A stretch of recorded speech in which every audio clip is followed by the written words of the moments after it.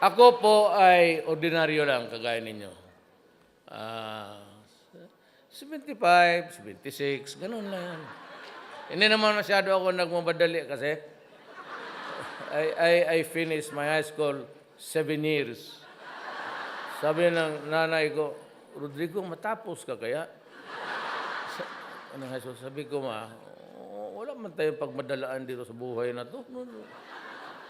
Sige lang, bilyar. Minsan nahuli pa ako ng nanay ko, yung talagang takot, pinalo sa ganon-ganon. Kaya yung nanay ko kung buhay ngayon, idemanda ko ng child abuse. Talagang,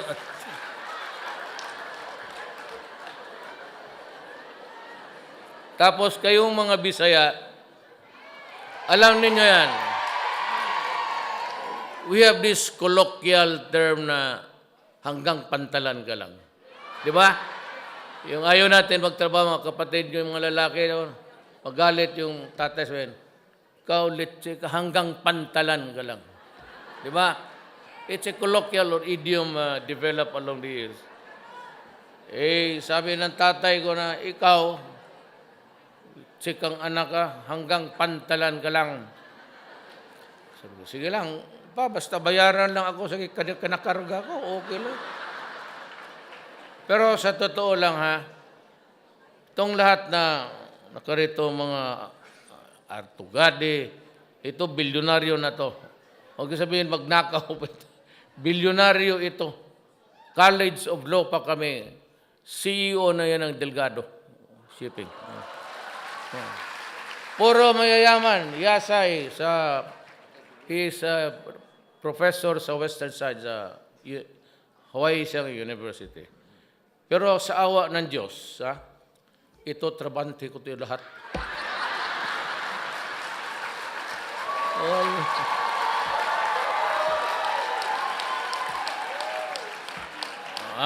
Gaya ng sa law school kami.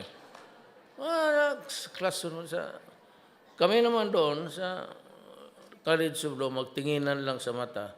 Kaya kung mag-aral ka noon ng libro, ganoon ka talaga. Kasi oras ka gumanon ka, tapos karap mo yung mga ulol na... Sige. Wala na. Pagdating ng 5:30, tuloy na lang natin. Sa awa ng Diyos, okay ako, 4 years. Ganun lang ang buhay.